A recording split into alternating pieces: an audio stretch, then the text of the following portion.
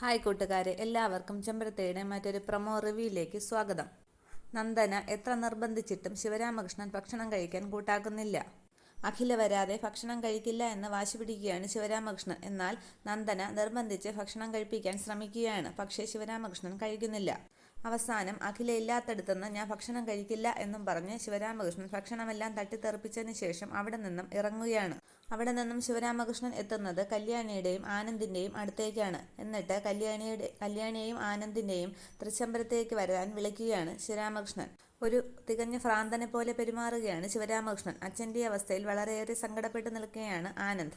അമ്മയ്ക്ക് ഇഷ്ടമാകില്ല ഞങ്ങളവിടെ വന്നാൽ എന്ന് പറയുകയാണ് ആനന്ദ്. അന്നേരം ശിവരാമകൃഷ്ണൻ പറയുകയാണ്, അഖില നിർബന്ധിച്ചിട്ടാണ് ഞാൻ വന്നത്.